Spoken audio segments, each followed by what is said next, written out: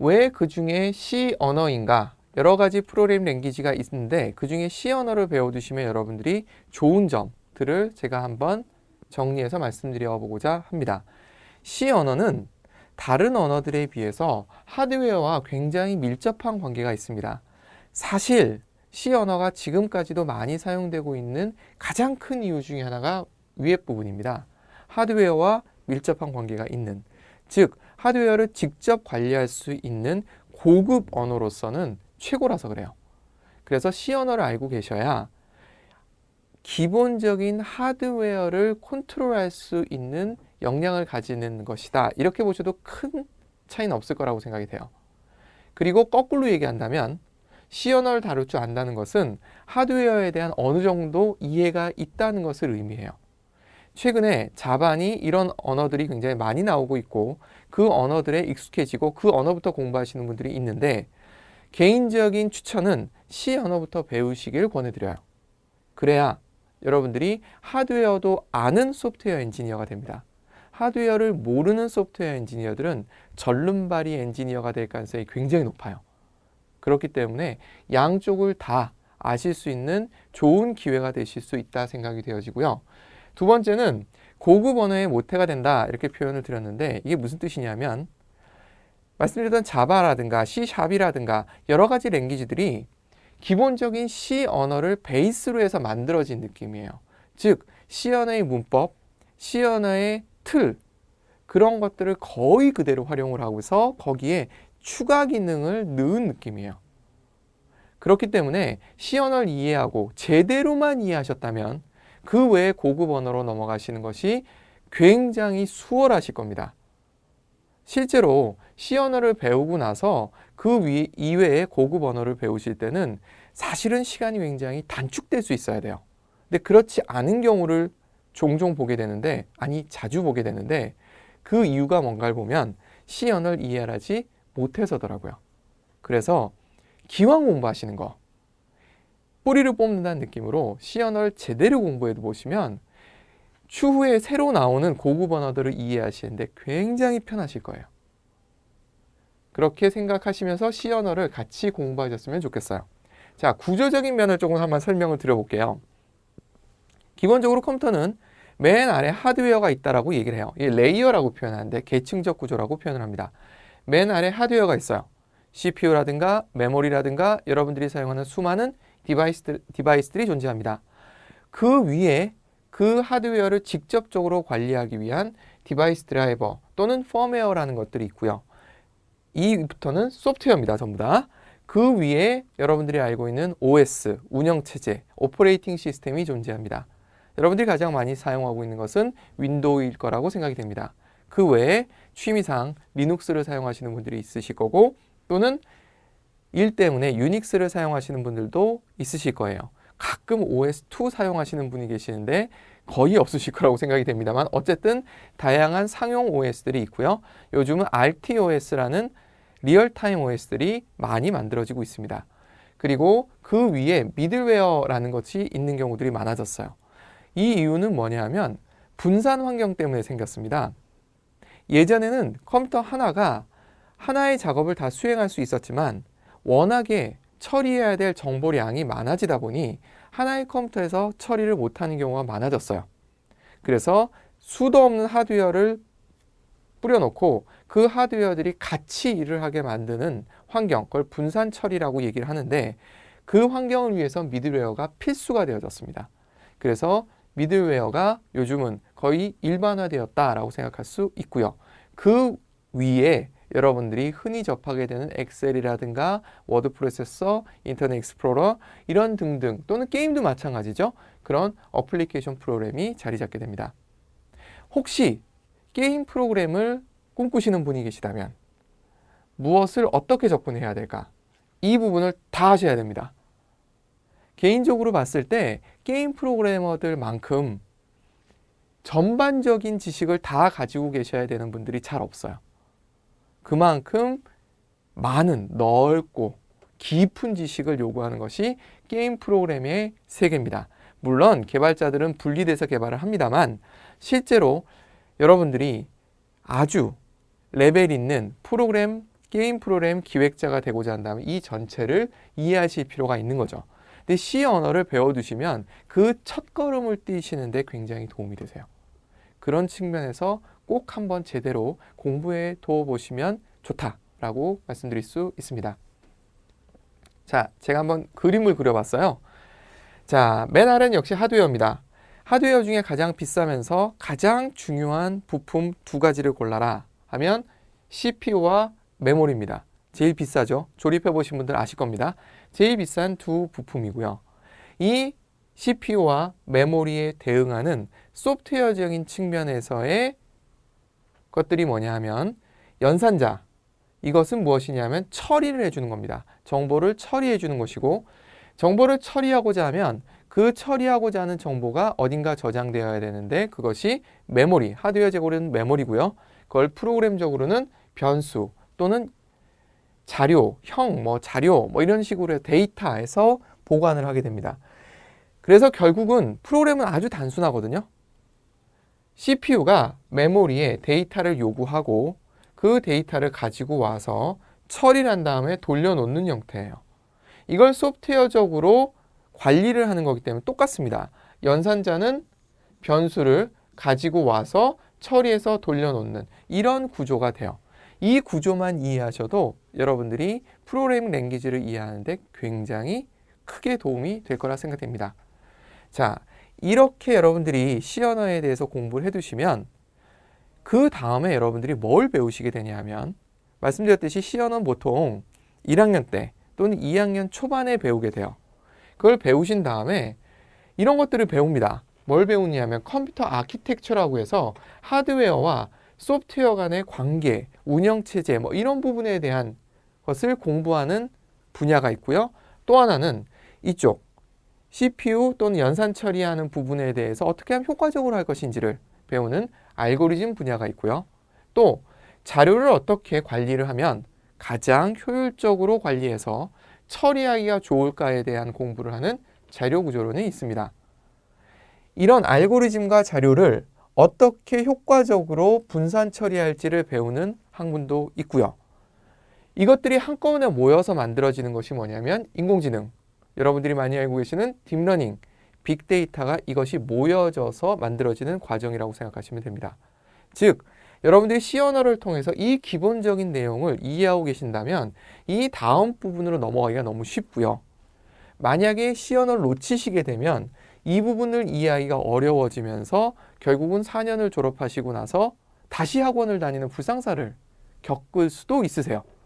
그러지 마시고 기왕 공부하는 거 한 번에 제대로 공부하는 시간을 가졌으면 좋겠습니다.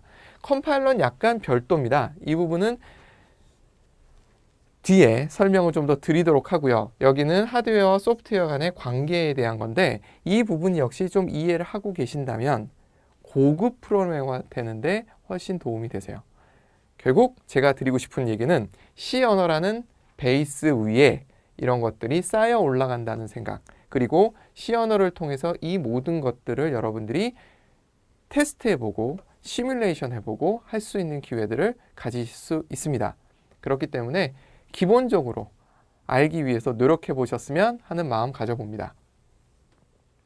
자, 한번 정리를 해봤어요. 지금까지 나와 있는 다양한 프로그래밍 언어들이 있는데 가장 원시적인 단계에 있는 것이 기계어입니다. 이거는 기계가 바로 이해할 수 있는 언어이고요. 사람은 바로 이해하기 힘든 언어입니다. 사람이 바로 이해할 수 있는 언어는 자연어라고 하지요. 자연어가 제가 지금 떠들고 있는 이 말들, 이게 다 자연어입니다. 여러분들이 책을 읽고 있는 것도 자연어고요. 그 자연어가 바로 기계어로 갈 수 있으면 좋겠습니다만 그렇게는 안 되죠. 여러분들이 가끔 가다가 예를 들어 시리한테 뭔가 명령을 줄 때 다이렉트로 되는 것 같지만 사실은 그 자연을 받아들여서 처리를 해서 의미 파악해서 그래서 기계한테 명령을 내리는 아주 복잡한 과정을 거치게 돼요. 그 복잡한 과정을 누가 하고 있느냐? 이런 프로그래밍 랭귀지로 만들어진 프로그램, 소프트웨어들이 그 복잡한 일을 다 하고 있어요. IT를 한다는 것은 그런 프로그램을, 그런 소프트웨어를 개발하거나 기획하거나 디자인하거나 하는 것들을 하는 그런 거라고 생각하시면 좋겠습니다. 지금 저희가 배울 것은 C 언어인데 자연어, 우리가 지금 사용하고 있는 일반적인 언어를 C 언어로 바꾸는 것을 프로그래밍 한다 이렇게 표현을 하고요. 그 C 언어를 기계어로 바꾸는 것을 컴파일 한다 라고 얘기합니다. 링크는 여러 개로 쪼개져 있는 기계어들을 묶는 역할이에요. 그 부분은 이해 못하셔도 관계는 없습니다만 이런 게 있다라는 것 정도는 알고 계시면 좋습니다. 그러니까 둘로 나뉘는 거죠. 우리가 사용하는 C 언어를 막바로 기계 언어로 바꾸는 것이 아니라 중간에 C 언어라는 것으로 바꿔서 다시 그 C 언어가 컴파일러라는 걸 통해서 기계어로 바꿉니다. 이 컴파일이라는 것은 소프트웨어가 해줘요. 컴파일러라는 소프트웨어가 해줍니다. 사람이 하는 일은 아니에요. 이걸 개발하는 사람은 물론 있죠. 그리고 사람이 하는 일은 이 부분입니다. 사람의 언어를 C 언어로 바꿔주는 일. 근데 이걸 하기 위해서 뭐가 필요하냐 하면 아까 보여드렸던, 좀 전에 보여드렸던 CPU의 기능, 메모리의 기능, 다시 얘기해서 연산과 변수라는 것을 어떻게 처리해야 되는지를 여러분들이 공부를 해두시면 되겠습니다. 그렇게 공부를 하시면 우아한 C 언어가 만들어지고 그랬을 때 컴파일 했을 때 기계에 가장 적합한 형태의 프로그램, 소프트웨어가 개발이 되는 거죠. 가장 효율적인.